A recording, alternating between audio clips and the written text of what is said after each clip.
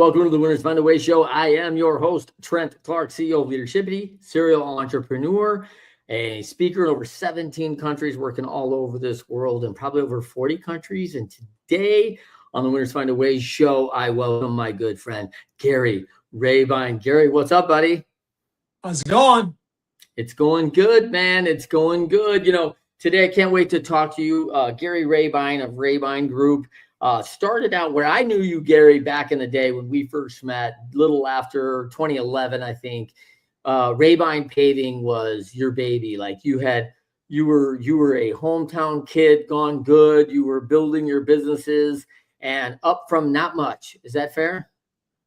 Yeah. About that time, we might have been maybe in 2011, we might have been a $70 million company, or a couple of companies with 70 million.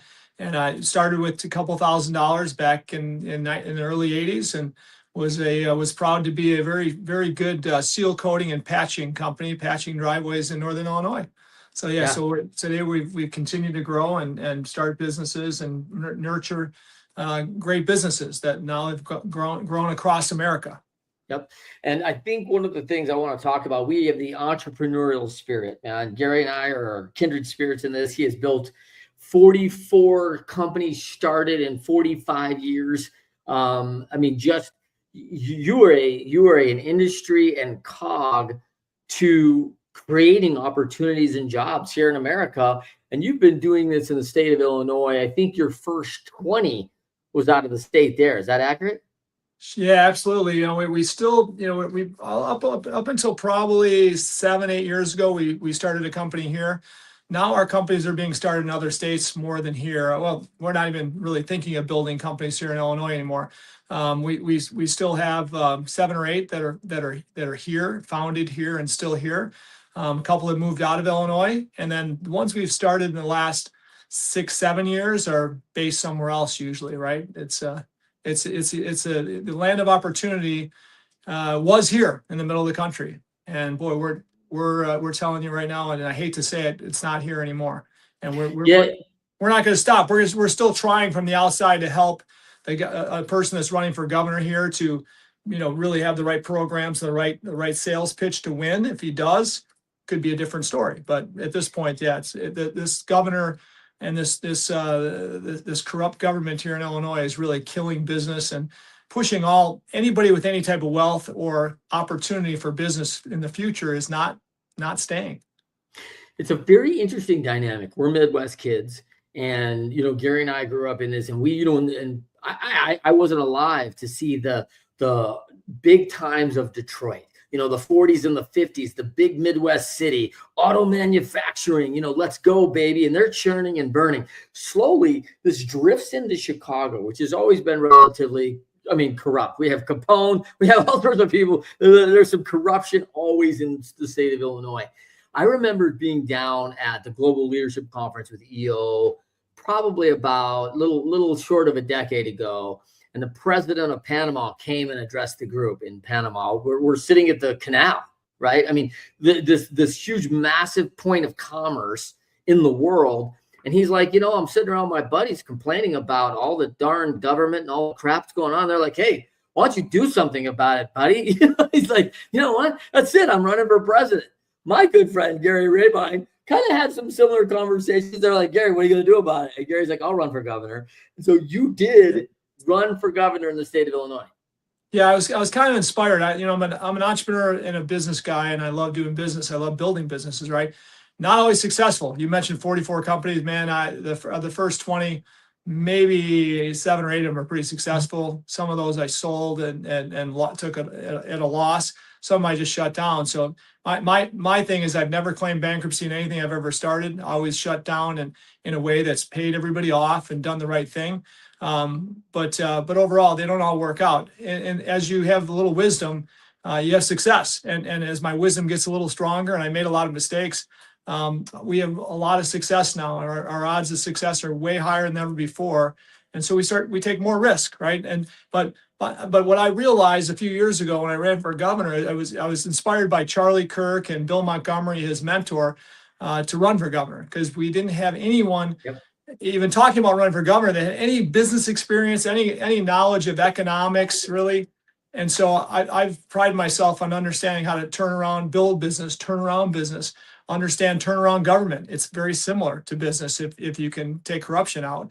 And so I ran, and without success, I put a good fight up for that primary, but then Trump endorsed another guy, good guy, good conservative guy, Darren Bailey, and Darren Bailey won. It was a blessing for me because I then could go back to growing my businesses. I moved to Florida on a 7-month basis, so my home state is now Florida. I'm here in Illinois for about 5 months a year. But I think if you got a problem with something, you jump in the game, right? Jump in the game, make a difference. Don't stand on the sidelines and bitch and moan, right? Jump in the game and participate and try and make a difference, because life is too short, and we can stand on the sidelines and say we should have, we could have, or that person should be doing this or saying this. But if you really, in my opinion, understand this life is very short, and while you're here, make a difference, make an impact on the world. And for me, if I won as a governor of Illinois, I would have made a big impact. I had an all-star team. I had the two goats of economic reform in the country's history, Steve Moore and Art Laffer, that were on my team. I've got them committed to being on this Darren Bailey's team if he wins, to turn around Illinois. So anyway, bottom line is, it's fun when in life, as we grow with more friendship and more bigger and bigger network of all-stars that we can surround ourselves with, like you, okay? To have a guy like you as a friend, right? You've got a lot of friends that, like you, want to be the best of the best in the world at what they do. And so when I call on Trent, or Trent calls on Gary to get to know somebody, hopefully that comes with trust that one of you have or I have to transfer to the other, to each other, so that the all-star that's out there, they can help us, like Art Laffer, like Steve Moore. It comes with a relationship where they don't want to do anything but perform at the highest level for us. And so Art Laffer and Steve Moore, you can look them up if anybody don't know who they are, but they were the team that helped Ronald Reagan turn America around in the 80s. They were the same team that helped Margaret Thatcher turn around England. Okay, they were the same team that's helping DeSantis make Florida the greatest state in the country now. So again, that same team, when you put them to work, they understand how government works. They can help you leverage the right stuff to turn around a state. So that's who we would have in Illinois. So, but what I do in business is kind of the same thing, right, Trent? I say, okay, if I'm going to start a business, I want the best of the best. I want an all-star running that business. I want somebody that wants to be the world's best in that industry to be in that business. And if I find that person, which I tend to do most of the time, success comes with it, right? I mean, I can only do so much. All I can do is, be a funder, be the guy that sets out the moonshot, helps build the plan. But I need somebody every day busting their butt to be that all-star that wants to be the best in the world, right? Yep. So for those listeners, you may remember Gary Rabine was a big part of launching. I launched Leading Winning Teams. He joined me in the podcast in the opening of how we launched that, which was exciting, man. Just having you a part of that team was great. And when you talk about these players, man, like, this is how you build championship teams. You get, I love the line from, the story of Miracle, right? The 80s hockey team where the coach goes, hey, I'm not looking for the best players. I'm looking for the right players, and so as we go through this life, we start seeing these team members who know how to be championship players and teammates. How do we do that? And, they're also experts in these reps. You've built this group now who is developing this expertise in turning government affairs around, turning the economic conditions around, and how you do that in a capitalistic environment. And we're getting this division in our country now of, like, the states who've kind of got that dialed in, and the states that aren't so friendly anymore. And it's getting challenging. And we've seen this. Our friends are starting to move around and shift their business entities into states that they can still be productive and still meet these demands and still do it kind of the American way, which is build it, grow it. Everybody, there's winning in that for all of us, where there's some people like, hey, well, you build and win it, but, like, you can't win too much because you need to share in some of your winnings. It's like, hey man, like, I don't love that when I go, the blackjack in Vegas, and they go, hey, listen, before you leave with, you know, your $30,000 from your table, like, could you give Gary 5, and you need to give the house 5, and you need to wait a minute, man. Like, I risked all my money. I don't remember these guys risking their money, right? Exactly. So we're trying to figure that out, and that's been a fabric of change across America, and it's alarming.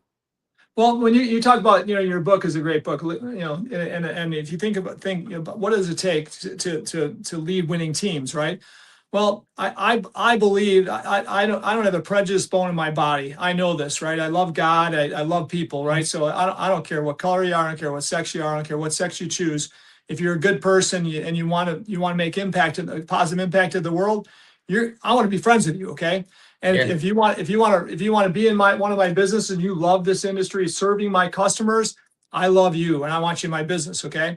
But when you see stupid stuff go on in this country, in this world, like the hockey team, I just read this morning, the men's hockey team, I think it's $16 million or something like that they get as a purse. They have to split with the women's hockey team, okay? Or not hockey, not the soccer team, excuse me. Yeah. The soccer teams, okay? So it might happen in hockey too, I'm guessing now. But this America Cup thing, right? This not America Cup, this The soccer, World Cup, yeah. the World Cup for soccer, right? I follow just enough to be dangerous, of course, but Yeah. I like it. I learned to like the game after watching a few games recently. But overall, how crazy is it that the men who've got to the top 16 get this $16 million this purse, and they have to split it with the women's soccer team? That's not right. I don't care what anybody says. That's not right. Are they on that team? Are they playing? Is it a mixed sex team or something? No, it's not. They're separate teams. They're training differently. One team's working a lot harder than the other. I'm not sure which, right? But again, one team could be really bad and they get the same as the other. That's craziness. Just because we're stuck in this world that we think that this DEI thing is a positive thing, and we need to make sure everything is all DEI. And I can't stand the fact that we're getting weaker as a country. We're getting weaker as people when we think because your sex or the color of your skin, you should be treated differently, bad or good, right? So again, in business, if we operate that way in business, and believe me, I've got people of all political sides, left and right. I've got people of all colors in our businesses. We've probably got somewhere 900 or 1,000 people that work on our teams across the country. And yet we don't care what color you are. We don't care what sex you are. We just want to know that you want to serve our customers and you want to be on a winning team, right? And if you looked at our business, you'd see we're pretty diverse if you look at those things, but we don't care about being diverse. We care about being the best in the world at serving our customers.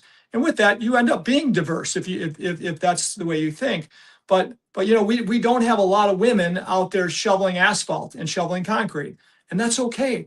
It's not what they love doing. All right, we don't have a lot of men in our office and administrative side probably. Okay, and if we looked at across our businesses, but again, we don't shoot, we don't care. It's just how it happens. And if we said, boy, we need 51% women on those crews paving asphalt and putting curb and gutter down and pouring concrete. Boy, you know what? I'm telling you, we just couldn't find enough. We would not be as productive as our competition. We would not have winning teams. Okay. Yeah. So again, when we look at how the world works, I mean, it's a confusing world if you just go with the flow and you think that this diversity thing is a great idea. I think it happens naturally in this melting pot that we have as America, and if we embrace God and love people, it happens, right? It should not be forced on soccer teams. It's sure not support. It's not forced into our NBA or our NFL, and it works out, right? There's teams are competitive. Yeah, you've heard that probably argument a couple of times where like, hey, listen, man, if we needed a white person NBA, this would not be nearly as entertaining, right? Like we have some of the best athletes in the world, and that's all they are. They are the best athletes. There's some great athletes out there. And, I come from, as everyone knows, the pro baseball world. The blessing in that for me, and I love God like Gary, is that we love people and it is merit-based. I mean, they do not care if you're purple, green, orange, or blue. If you can hit the ball, run fast, and make things happen and help us win championships, you're in. Like, get in the game, man. Like, we want you there. And so I remember a couple of years ago, Gary, I was removed from a panel discussion on DEI because what DEI, sorry, DEI, because what would I know about inclusion being a white 50-year-old male at the time?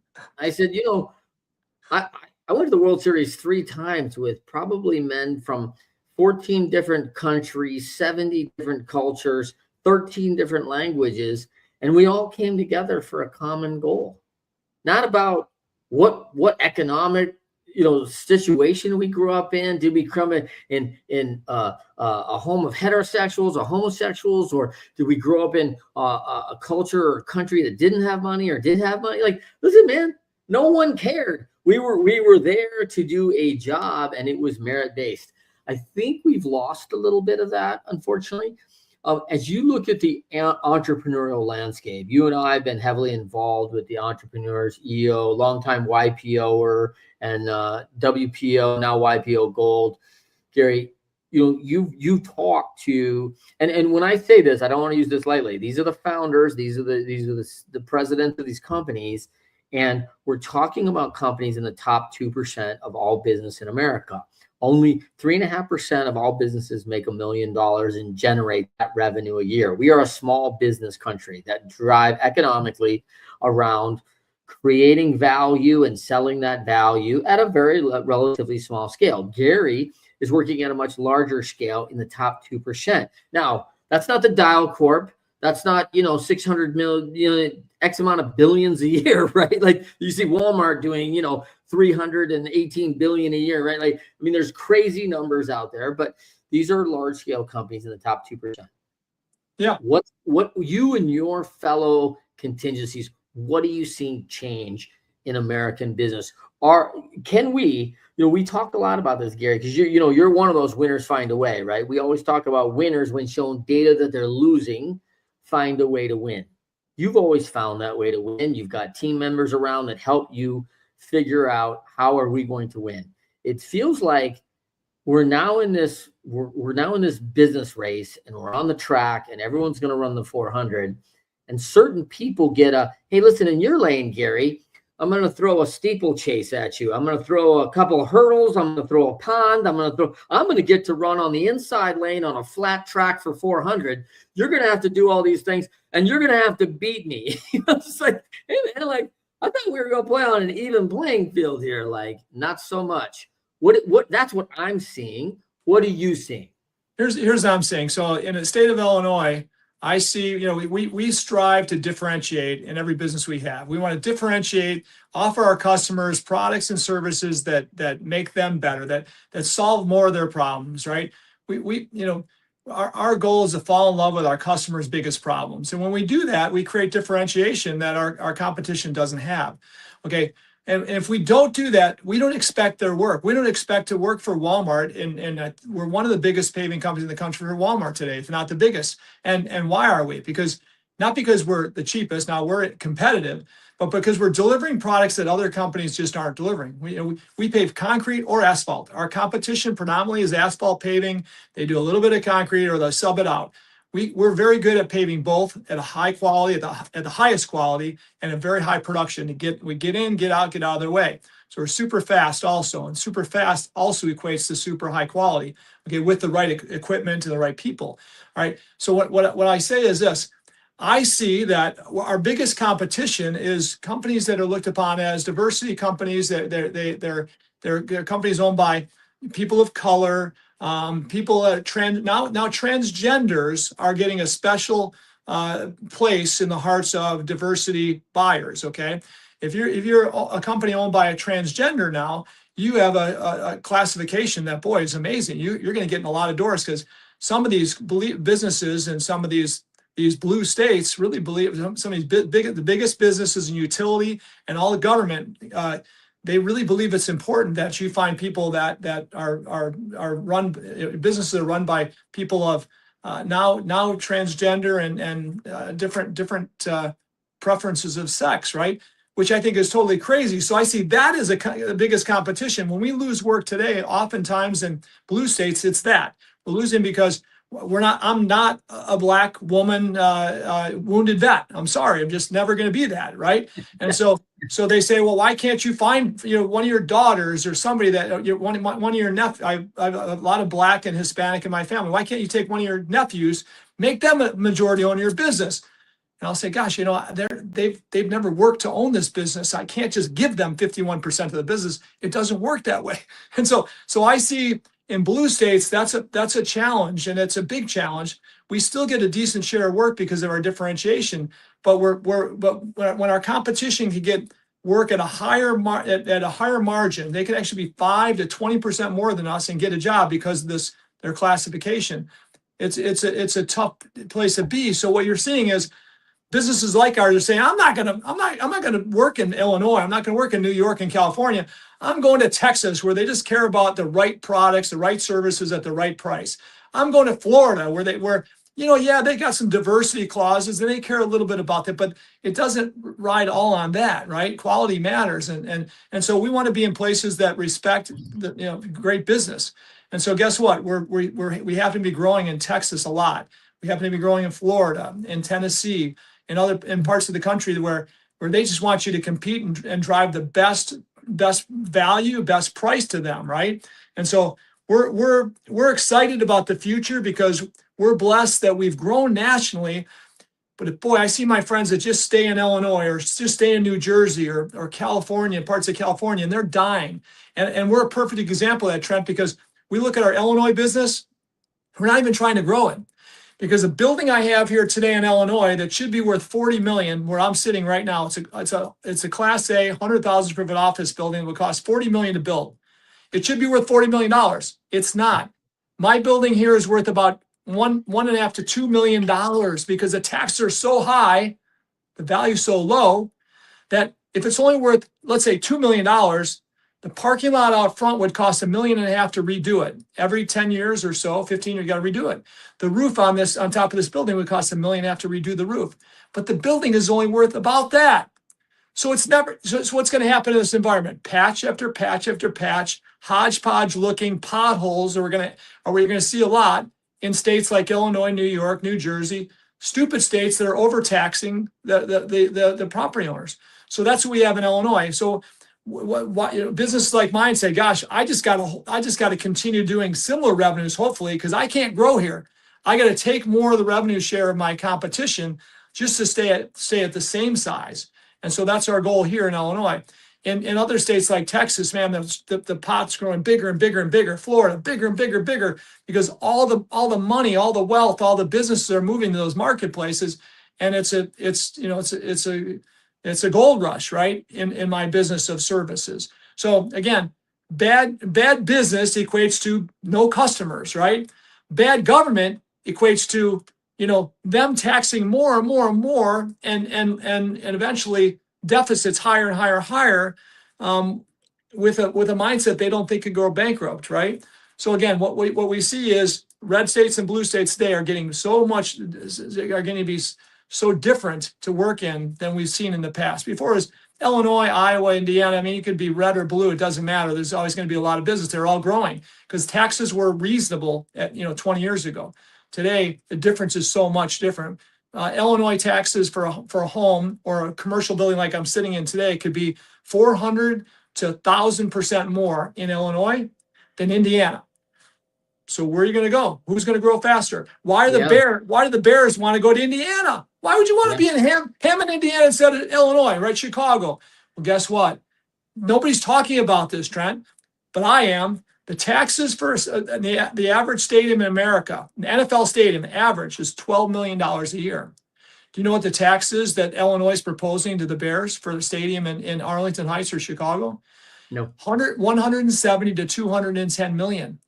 So let's just say 180 million, 15 times the average of an NFL stadium. So of course, why would they be there? But the Bears are such nice, the McCaskies are such nice people. They don't want to talk about it. They don't want to rub it in the nose of the politicians because they're worried they'll get slapped harder, right? So it's just crazy. It's a simple thing. When we serve our customers at the highest level, serve them to be world-class and give them world-class services, they keep coming and we grow businesses, right? If we don't do that, we shouldn't expect their business. In state government, you see them abusing and abusing and abusing and abusing. Instead, states like Florida that are just incentivizing, lower the taxes on property, no taxes on property, no tax on income. And what happens? They have abundance of tax revenues from all the taxes that come there. So again, it's an easy equation in business, in my opinion, and in government. You just have to work hard and deliver amazing product either way, right? Yeah, and per your example right there, like people ask me all the time, why did the New York Giants play in New Jersey? Like, hey, it's a pretty simple equation. Like, you can't afford the taxes in Manhattan. Like, you are the New York team, but you got to go to New Jersey to play in the stadium, right? Like, so it's a very interesting thing because this World Cup has been a focus on. I've had a bunch of people ask me that this last couple of weeks, international friends from our world, who's like, hey, I'm going to the New York Giants place in New Jersey to watch a soccer game. And I'm like, yeah, there's a reason for that, right?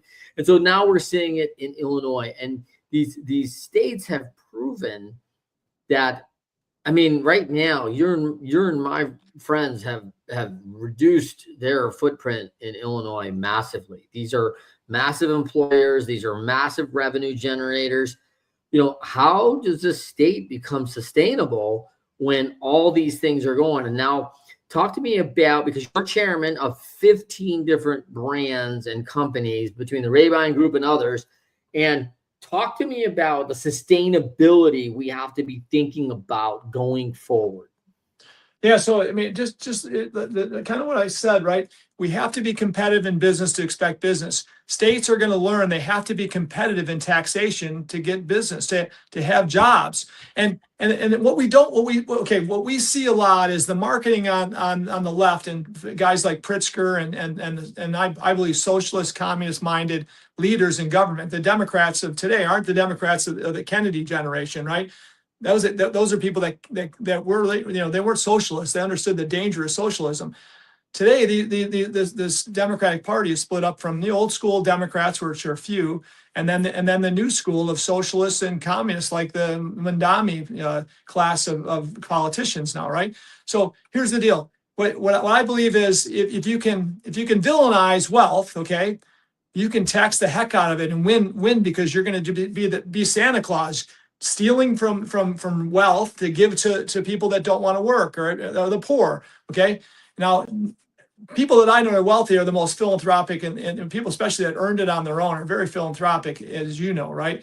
Some of the most philanthropic people in the world are people that had nothing at one time, that knows what it's like to have nothing. I was actually one of those. I'm a guy that came from a blue collar family, it's low middle income, whatever you want to call it, and didn't have anything handed to me. I understand what it's like to try and live on a couple $100 a week or whatever. But I believe that even though those that earn it, those that build things, are very philanthropic. But when the government starts taking more and more and more away from you, boy, you're in survival mode, and you're not able to give as much. Successful businesses and business-minded people give a lot more to philanthropically than the government ever will, because whatever the government has left after that huge bureaucracy before the handout, okay, there's only like 5 or 6% left when it comes to billions of dollars that go into taxes. When you look at the huge bureaucracy, there's very little left. If an individual like you and I have foundations that give, right, part of our profits and our success, we put in a foundation, we give to the community and causes we believe in, 100% goes to that, right? 100%, because we have no overhead. We have no, we don't have a group of people have to be paid before it goes to the community. So it's way more efficient that way. But when I look at these states where, like we're talking about, you're going to go to the state that treats you best. And the example is Florida is now almost double the size of Illinois. It's like 85% bigger than Illinois, okay? Florida's annual budget is $53 billion a year. Sounds like a lot. That's their budget that they spend. Illinois' budget, again, almost half the size, is $56 billion a year, okay? Now, that's one thing. That's people. That's the amount of people and the size of the budget, okay? But when you look at the wealth, Florida in a small community that I live in the Naples area, has something like 70 billionaires now that call it home, okay? In all of Florida, I'm not sure what the number is, but it's got to be 120 or 30 billionaires that are now calling Florida home. Illinois has about 10 billionaires that call it home now. And 4 of those are Pritzkers. 4 of those are Pritzkers who don't invest their money in Illinois. They're offshore, they're wherever, right? They know what to do with their money. They're not keeping it in Illinois. But that's the difference, right? It used to be that not long ago, 25 years ago, Illinois had a lot more billionaires, a lot more wealth than Florida. Illinois schools were way better than Florida's. Illinois roads were a lot better than Florida. Now, none of that's true. It's the opposite, right? So what is that? One state, being a state that says, we're open for business, right? We're open for business. Come here. We're going to treat you well. We're not going to be the cheapest in taxes in the country. We're just going to be competitive. Then you have Illinois. Stay here. We're going to tax you. We're going to continue to tax you more and more and more. Okay, I'll give you one more example. Besides property tax being the highest in America now in Illinois, we have a death tax that's the second highest. We have a gas tax, second highest in the country. A death tax? A death tax. When you die in Illinois, you're going to pay, way more than anywhere else in the country, except I think California. Okay. So, all right. So all these are reasons to leave if you got any net worth at all. Okay. But I just had one of my CEOs come to my office here this week and said, hey, Gary, I got an issue, man. We didn't know we'd have this tax, but the state of Illinois just sent us a bill for $150,000. I said, what for what? He says, for software tax. It's the only state in America now that has a 15% software tax. So we use Salesforce, we use all these different tools. For about $1 million in a $20 million company goes to software that we spend in software. $1 million of revenues. Doesn't make, this company is about a break-even technology company growing fast. Okay, it's a great company. But do you think my CEO wants to stay in Illinois when it's the only state that taxes him 15%? Now, again, we're making no money in profit, but now he's got to pay $150,000 in tax that he wouldn't have to pay in any other state in America. But Pritzker just passed this tax. Okay, so that's that tax. There's so many taxes in Illinois that the normal person doesn't see. They think, oh, it's not so bad. Don't quit your complaining. You're a rich guy. You're a multimillionaire. Go, get out of here if you don't like it. Well, that's what happens. People continue to leave as politicians and those that are brainwashed by politicians say, I get it. This happened in France, as we know, over the last 30 years. France was a pretty wealthy place 20, 30 years ago. I mean, some big businesses there, a lot of big businesses there, amazing beauty there. And what is it today? It's like a slum. I mean, there's no major businesses. The jobs are terrible. And I'll go to one more thing before I go further. I think a job is a big thing. When I got my first job, I was so excited. I was so proud that I had a job, right? And this is through high school. And as I built my business, I was like so proud that I was building a business that could create jobs. It was so much fun. This dignity of work is a real thing. And I'm confident that when people have jobs, they love God a little more. When people have jobs, they love their family a little more. When people have jobs, they love their community a little more. And what does that mean? Less crime, more love, more dual parent families, right? Less single parent families, more people going to church. If you go to Florida, you go to Texas or Tennessee, I'm telling you, it's like I remember Illinois to be 30 years ago, right? And so I just think that the job creation is a big thing that people discount. They don't realize. When you look at the unemployment in Illinois compared to any state in the country, it's been terrible the last 10 years. We're the bottom of the barrel again. Why is there so much crime in Illinois? This is part of it, right? So you've made a move with Charlie Kirk. You got involved with Turning Point USA a while back. I know you were on Charlie's shows. Gary's also famed host of Ditch Digger CEO, fabulous show. You're going to want to check that out on all the podcast networks. But you guys have formulated into some new work, changing these things at this government level, like really like Doge a little bit across countries, around state governments, around different things. I mean, this is somewhere you're headed, and you have a passion for this because the impact. You've always been an impact guy. You've made impact at the community level, at your local government level, inside obviously your organizations and companies, now state level, impact now at the country level, and you just continue to go. Talk to me a little bit about this next level impact you're making now.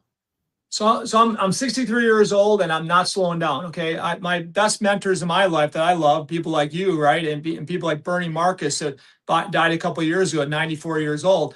People that were always doing things. Their mind was always working, building things and solving problems, right? They're falling in love with problems that they can solve with their history, their shared experience, their history of wisdom, right? And so I want to be a person that my grandkids want to hang out with, right? Because I'm helping them figure out how to solve problems. I'm helping them figure out how to build a business, right? I want to be that person the rest of my life. So if I lived another year or another 30 years, right? That's what I'm going to be the rest of my life. And many friends of mine that are long retired at my age and happy as can be, right? That's just not who I'm going to be, because I want to make more impact as I go forward with the wisdom I've gained. And I got to tell you, I believe, Trent, that entrepreneurial minds are built to do more than just build businesses and make money. I'm happy doing that and I love doing it, but it doesn't happen without this great American dream. I can't a guy with no education like myself, right? Couldn't have done what I've done in China, okay? Couldn't have done it in Russia. I couldn't have done I've been all over the Balkans lately looking at business. I'm building a global business. I can't believe how much these people look at America as the beacon, like Ronald Reagan once said, way more than I can ever imagine. When I say I'm from America, from Chicago and Florida, and they ask me so many questions about what it's like to live in freedom, right? In this free country where I can build so many things, and so it reminds you of the blessings we have here. But my blessing is that I understand how to create a vision, understand where somebody can go with a solution, right? I understand how to figure out if there's a marketplace for that vision, to create the vision and the long-term success, and I kind of understand how to build the operations. Now, once I get that figured out, I'm not one to be involved anymore to operate something, because I've got too many things going on and I'm not that good at that actually. I love mentoring people, and if I can understand somebody that's got amazing problem they can solve with their intelligence and their experience, I'm all over it. And so Bernie Marcus started an organization called Job Creators Network about 15 years ago, and I was one of the first people he asked to be on that board. I'm still on that board today. And it's exciting because we solved a lot of problems and we fought a lot of battles in the government. I was the first plaintiff on the lawsuit against Biden and the federal government when they were trying to mandate that everybody had to have a vaccine. Right, the vaccine had to be done by every business. So if you had a private business, you had to force everybody to have a vaccine, right? And so that was 2021. I was the first one to raise my hand and say, I'm gonna be the plaintiff on that lawsuit. And we had 5 other CEOs join me. And in the Supreme Court, we won that lawsuit, stopping the vaccine mandate for over 80 million working Americans. Okay, that was amazing to be part of. Amazing thing is I became a target from the federal government. There's a lot of things that happened to me that cost me a lot of money.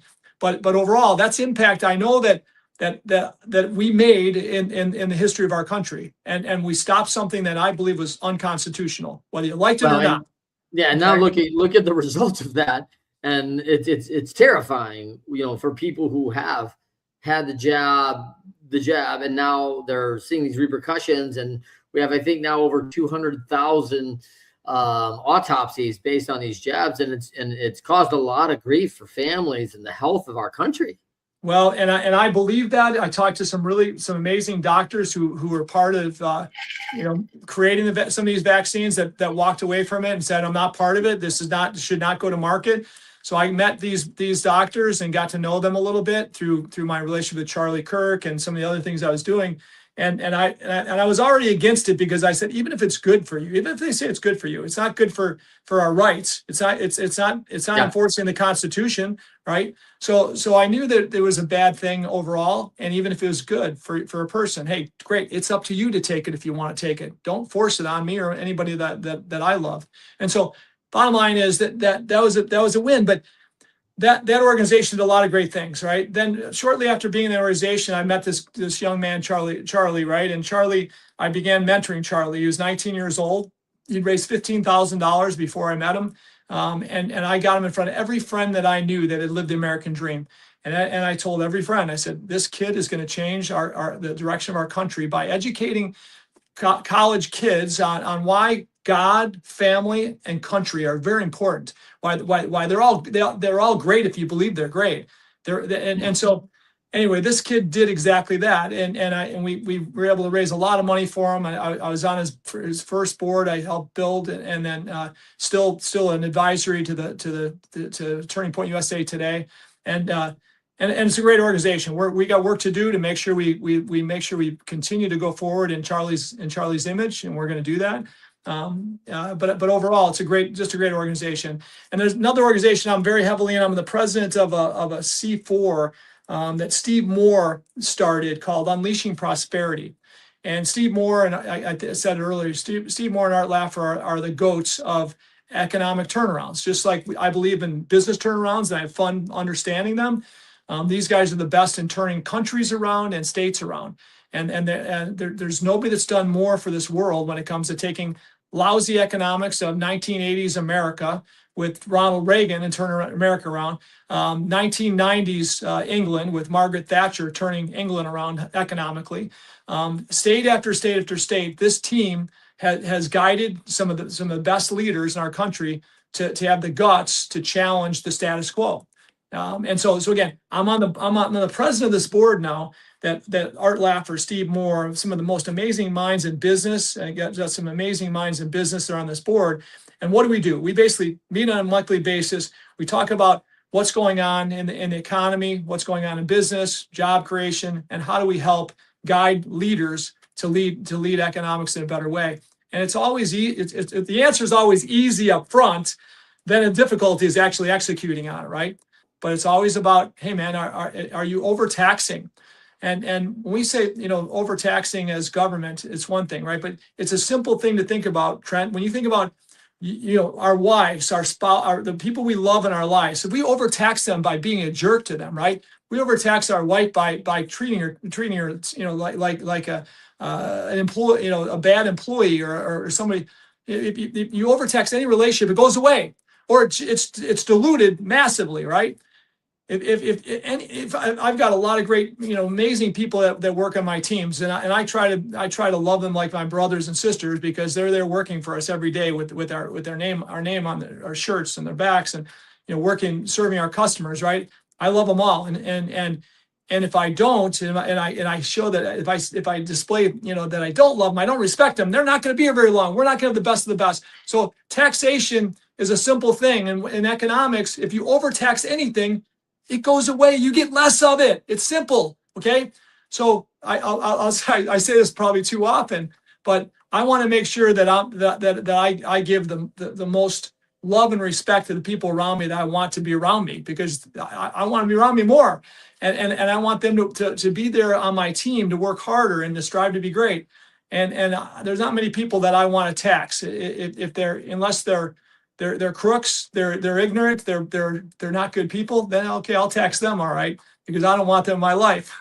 So again, it's a simple thing overall, right? But in business and economics, I believe that in Unleashing Prosperity, that organization I'm the president of the board of, all we do is talk about how do we tax less, how do we incentivize what these states want more. And DeSantis is a perfect example of that, right? Ron DeSantis in Florida is giving people opportunity to do better in his state than anywhere else they can go. And what comes of that? Wow, the most successful state in the country when it comes to their nest egg, right? They've got more money in their nest egg, about $18 billion than any state in the country. Illinois got zero. Okay, it goes from politics to business, right? It's kind of the same thing over and over again. Let's talk quickly about last thing is, you've got respectful of your time here. We're running short here, and I want to make sure there's a lot of people like right now that are struggling. They're struggling with leadership. They're struggling economically at home. They're just feeling the pinch of it. And sometimes it's because of where they live and how the conditions are set for them. For someone out there today, Gary, who is in a situation that they need a change, they got to do something different. What do you recommend for someone right now who sees that and it's not serving them well? So for me, okay, I believe that we have to get out of, we get our faces out of computers, out of the phones as much as possible, and Yep. build relationships. Work on building our networks and relationships of trust with everybody we can, because the new world is going to be is going to be, in my opinion, dominated by a lot of technology that we don't even understand today. And I believe intelligence is going to be the value of intelligence is going to go down, because we're going to get that through AI like we never have before. So the smartest accountants in the world, the smartest historians in the world, the smartest lawyers in the world are going to kind of be replaced by AI, in my opinion, right? Now, that doesn't mean that intelligence doesn't matter. It does. But I believe your ability to connect with others is the most important thing you can have today. So when we look at the future, I believe that it's those that can't build relationships of trust with others that are going to struggle the most, because you're still going to have to sell products. You're still going to have to know the product you're selling, and you're still going to have to serve your customers, whoever those customers are, in a big way. And I believe there's going to be more opportunity to be an entrepreneur and build something than the opportunity to work for others. So I've been saying for the last 20, 30 years that, we educate our kids to learn this trade, whether it's engineering, whether it's in medicine or technology, learn this, and then go find a good job, right? And that's safety, and that's security, right? Well, boy, you know what? I never thought that was so secure, and that's why I've always done stuff to build stuff on my build businesses that I know that I can work hard to keep afloat, and I believe there was less risk for me in that, even though there's risk there, a lot of risk there, less risk when I can build something that's sustainable, that I'm not working for anybody.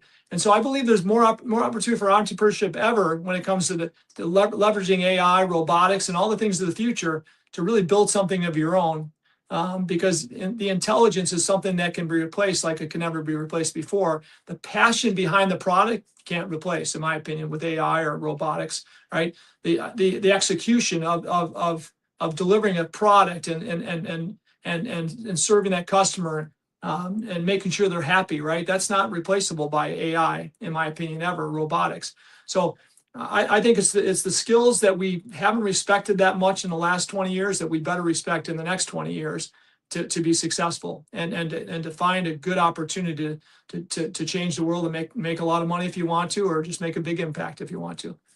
Love it. Well, for everybody, Winners Find a Way, every Thursday, 10 a.m. Eastern, 7 a.m. Pacific, on my LinkedIn Live, my Facebook Live, and the Leadership of the YouTube channel. Our podcast drops every Friday morning. Gary Rabine, thank you. You can check out Gary at Ditch Digger CEO, his podcast. You can find him on LinkedIn. Gary, anywhere else they could find you?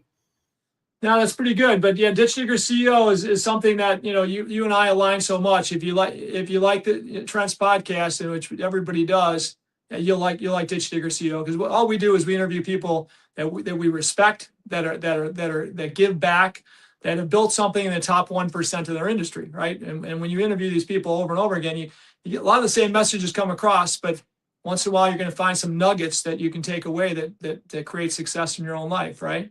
So that's right. I appreciate all you're doing, Trent. I love it, Gary. Love all the giving. For everybody, we will see you next time. And until then, winners